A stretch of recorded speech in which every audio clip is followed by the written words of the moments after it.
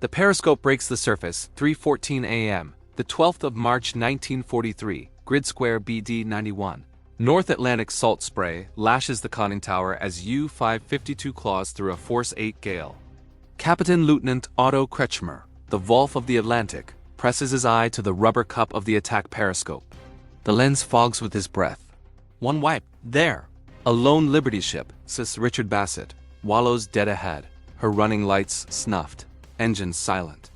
A sitting duck, Kretschmer's lips curl. Range? He whispers. 800 meters, Herr Kalu.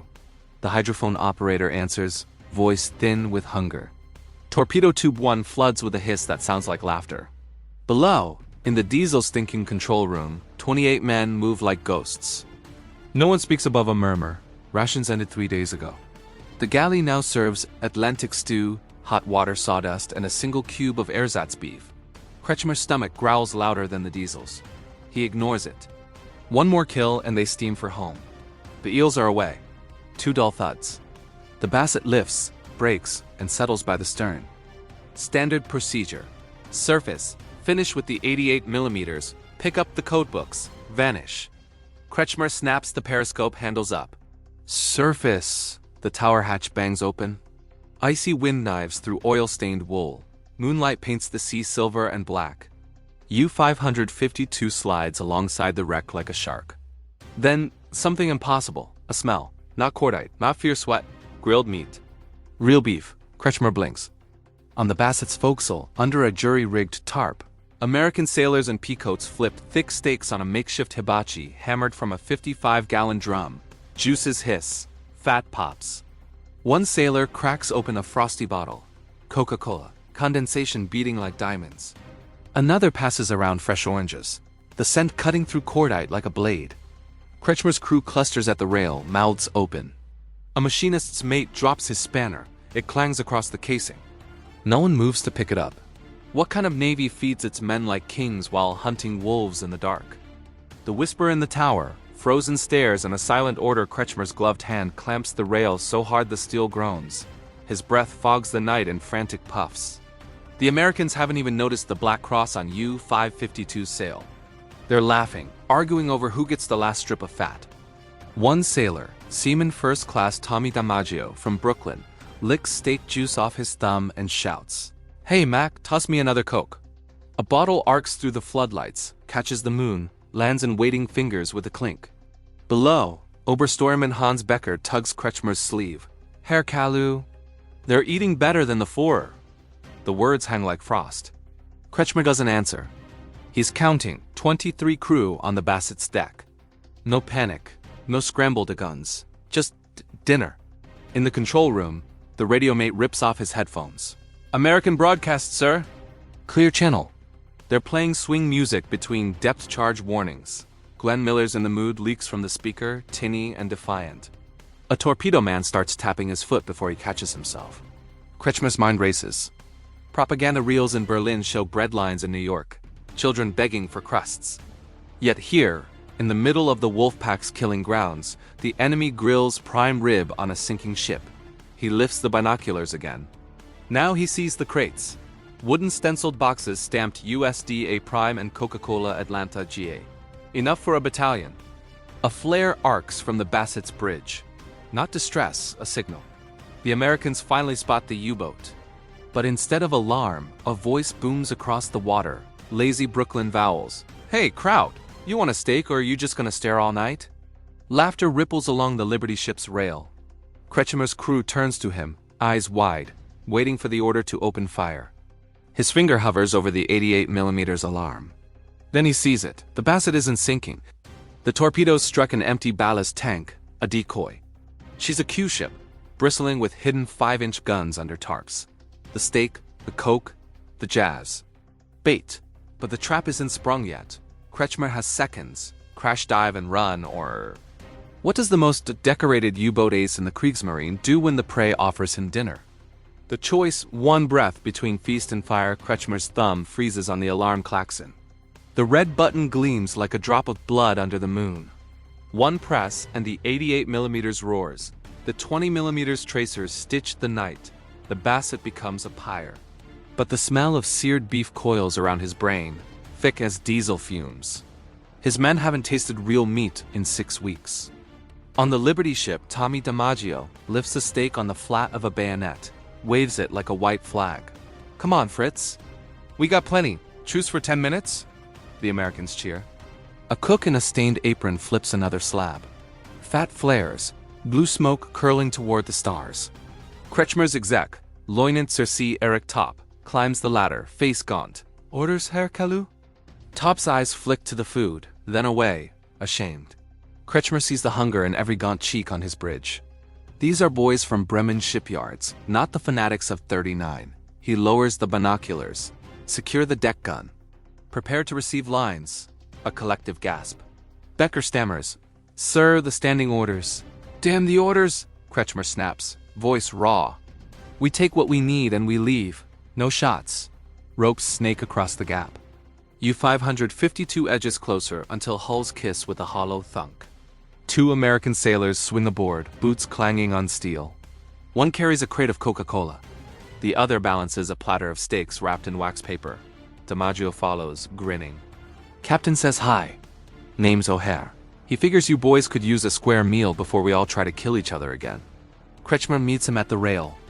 Up close, the American has barely 20 freckles under the helmet liner. He offers a hand. Kretschmer stares at it, then clasps it, leather glove to bare skin. The handshake is brief, electric. Below, the exchange happens in stunned silence. U-boat men tear into steaks with pocket knives, grease running down chins. A machinist weeps openly when the Coca-Cola fizzes on his tongue. Someone starts humming Lily Marlene. An American joins in, off-key. Kretschmer takes one bite. The meat is charred outside, pink within, salt and pepper and pure Midwestern corn-fed glory. For 30 seconds, the war forgets them. Then the radio mate's voice cracks from the hatch. Multiple contacts. Fast screws bearing 270. Destroyers. Closing at 25 knots. The spell shatters. DiMaggio's grin vanishes. He shoves the last crate into German hands. "Time's up, pal. Get below before the cans turn us both into chum." Kretschmer nods once. Ropes are cast off. U-552 backs water, diesel snarling. As the distance widens, DiMaggio cups his hands. "Tell your boss the steak's on Uncle Sam. Next time we meet, no dinner." The periscope shears the surface. Kretschmer's last glimpse. The Bassett's tarp dropping, 5-inch guns spinning out like deadly flowers. Depth charges bloom where U-552 was moments ago. But in the control room, a single Coca-Cola bottle rolls across the chart table. Unopened, condensation beating like tears. How does a wolfpack ace explain to Berlin that he let the enemy feed him and lived? The Wolf returns to the den, Lorient submarine pens, the 19th of March 1943. The lock gates of the Karaman bunker yawn open like the jaws of a concrete leviathan. U-552 glides in on electric motors, her hull scarred by a dozen near misses, paint blistered from depth charge concussions. Dockyard floodlights carve harsh shadows across the pens. The air reeks of wet cement, diesel, and Gauloise's smoke. Kretschmer stands rigid on the bridge, cap tucked under one arm, the unopened Coca-Cola bottle clutched in the other like contraband. Admiral Karl Dunitz waits on the quay, greatcoat flapping, flanked by staff officers whose eyes narrow at the U-boat's silent crew. No victory pennants fly, no band plays. Just the hollow clang of boots on steel as the gangway drops. Dunitz's voice cuts the hush. "Report, Kretschmer." The Admiral's monocle glints like an interrogator's lamp. Kretschmer salutes, crisp. Patrol results. 1 Liberty ship damaged, not sunk. Enemy Q-ship tactics confirmed. We disengaged. He does not mention the stake. He does not need to. A petty officer from the galley steps forward, eyes down, carrying a wax paper bundle. The smell wafts across the dock, charred beef, still warm. Dunitz's adjutant sniffs, nostrils flaring. The Admiral's face darkens. Below, in the crew's mess, the men devour the last of the American rations in silence. Someone has pried open a crate, tinned Spam, Hershey bars, cartons of Lucky Strike. A torpedo man pockets a foil-wrapped double bubble, turns it over like alien scripture. Dunitz descends the ladder alone. He finds Kretschmer in the chart room. The Coca-Cola bottle now open, half drunk, condensation rings staining the North Atlantic grid. The admiral lifts it, sniffs, sets it down with deliberate care. You accepted food from the enemy, not a question. Kretschmer meets his gaze. They offered. We took. It bought us 30 minutes to rig for silent running. The destroyers lost us in the thermocline. A pause. Would you have preferred 28 coffins, Herr Admiral? Dinitz's jaw works. He has lost 12 boats this month alone. The wolf packs are bleeding. He turns to the periscope footage, grainy, captured by the night lens. Freeze frame. American sailors flipping steaks under floodlights, laughing. Dunitz zooms on a crate label. 1,200 pounds USDA prime packed 2/43. His monocle drops. 1,200 pounds, he mutters. On one ship, in convoy. While we ration sawdust. He looks at Kretschmer. Something like fear flickering behind the steel. You saw their factories with your own eyes, Kretschmer nods once. Not factories, Herr Admiral. Assembly lines endless. Dunitz exhales through his teeth. BDU will need a full debrief. Every detail. The steak. The Coca-Cola. The jazz. He hesitates, then lowers his voice. And burn that bottle. If Berlin smells American sugar on your breath, they'll shoot you for defeatism. Kretschmer salutes, but as Dunitz climbs the ladder, the ace's eyes drift to the chart. A new red line has been penciled in by the intelligence officer. Estimated U.S. monthly output. 1 Liberty ship every 17 hours. 17 hours. In the galley, a cook cracks open the last Hershey bar. He breaks it into 28 pieces, 1 for each man. The chocolate is sweet, almost obscene. No one speaks. Outside, the pens echo with welders' torches as another U-boat is patched for a patrol it may never return from. But in the dim red light of the control room, Kretschmer traces the convoy routes with a grease pencil, and for the first time in 4 years, his hand trembles. How do you fight an enemy who feeds his sailors steak, and still has enough left to sink you? The whisper becomes a roar. BDU headquarters, Berlin. The 25th of March 1943, the war room beneath the Wilhelmstrasse is a crypt of cigarette haze and flickering bulbs. Maps cover every wall like flayed skin. Red pins for sunken U-boats outnumber blue for kills 3-1. Admiral Dunitz stands at the head of the oak table, monocle flashing as he slams Kretschmer's debris folder down. Pages scatter. Periscope photos, ration labels, a single Hershey wrapper, smoothed flat like evidence. Grand Admiral Erich Redder, soon to be sacked, leans forward.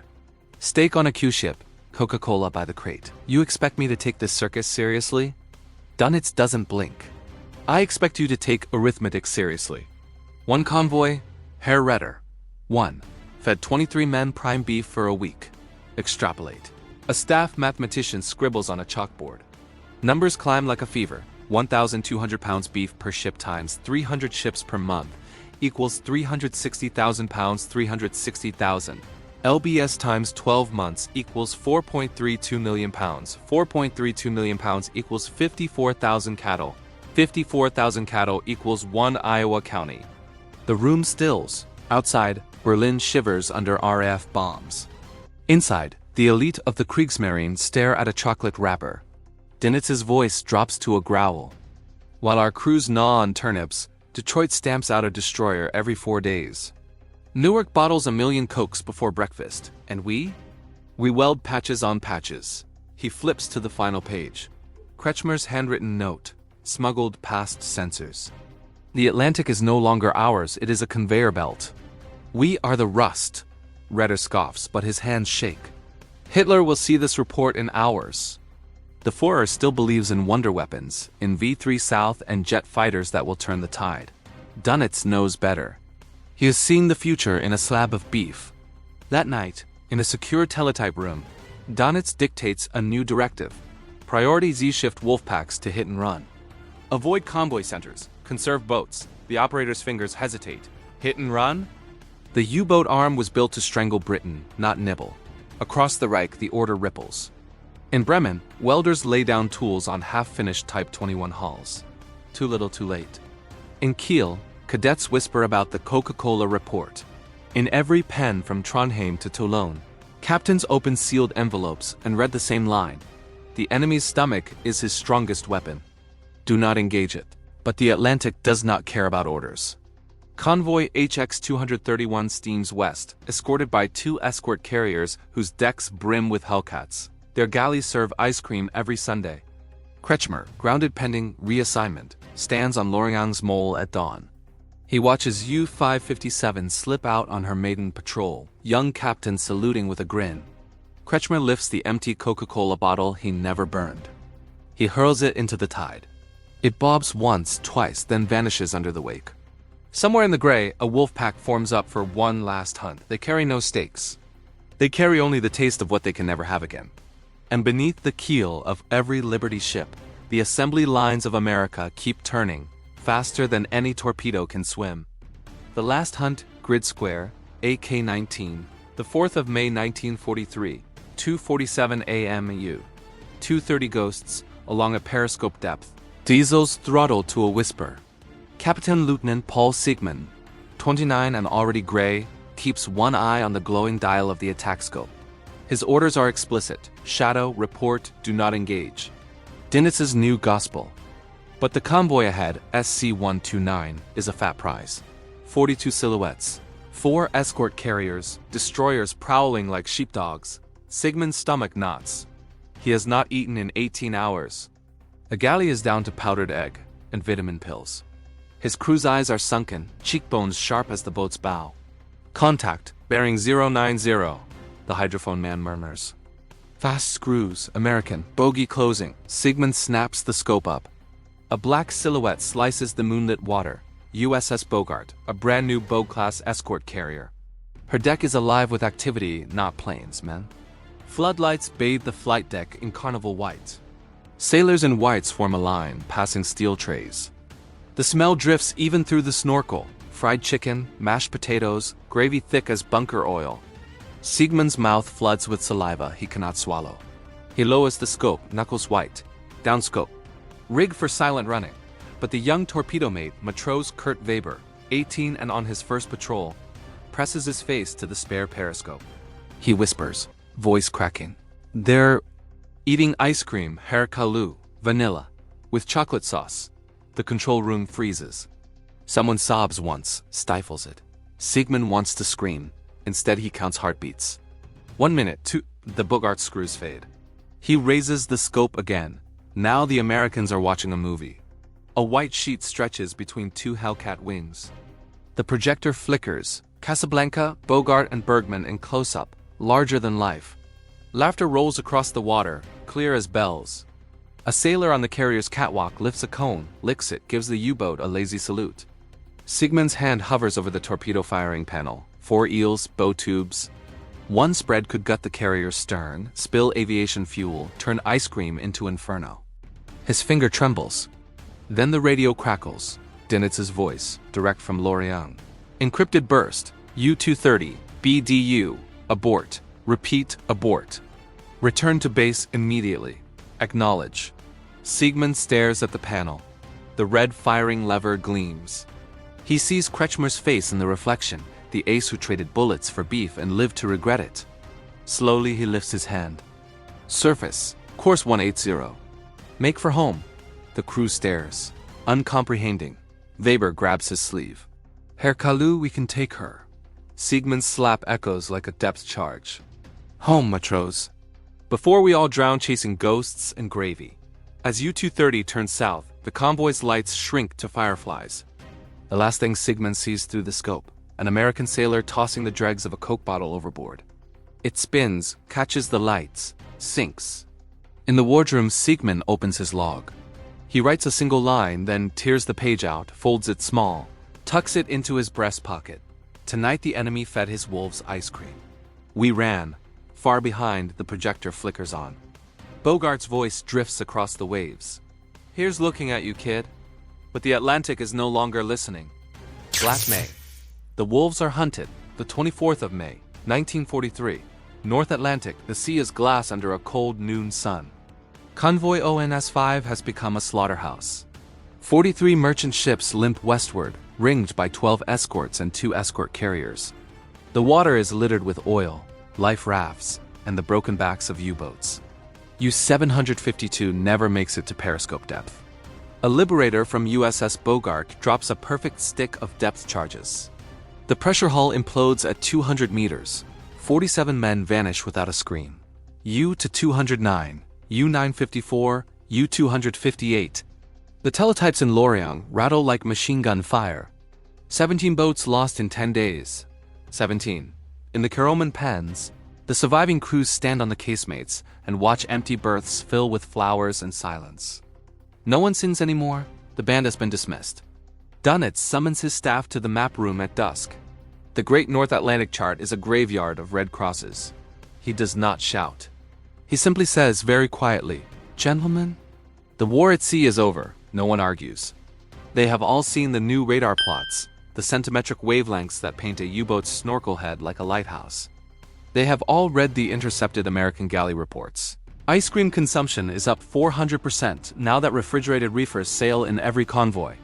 While German children queue for turnip soup, American sailors argue over peach versus strawberry. Kretschmer is there, relegated to a desk job, uniform hanging loose on a frame that has forgotten steak. He watches Donitz draw a thick black line across the chart. Withdraw all U-boats. South of 45N, effective immediately. The Lion of the Atlantic signs the order with a hand that does not shake, because there is nothing left to lose. That night, in the officers' mess, someone leaves a single bottle on the long table, Coca-Cola. Warm, flat. The label faded from months of hiding. No one opens it. They simply stare until the condensation dries and the bottle becomes a monument. Outside, the pens echo with the clang of welders cutting snorkel heads off half-finished Type 21s. The wonder weapons will never sail. The Atlantic has chosen its winner, and it was never steel or torpedoes. It was assembly lines, corn-fed cattle, and a nation that could feed its killers ice cream on a Tuesday and still have enough left to sink you on Wednesday. Kretschmer lifts the bottle at last. He walks to the edge of the dock where the tide sucks black against the concrete. He does not throw it. He sets it gently on the coping, like an offering. Then he salutes, not the party salute, just 2 fingers to the brow, a sailor's salute. To the enemy who fed him once and then destroyed him with abundance. Far away, across 3,000 miles of ocean, a new Liberty ship slides down the ways at Bethlehem Fairfield. Her galley already stocked with 1,400 pounds of prime rib. Her crew will eat steak tonight under a painted sign that reads, "A hungry sailor is a slow sailor." The bottle on the dock glints once under floodlights, then rolls, unnoticed, into the dark water. It floats west and end.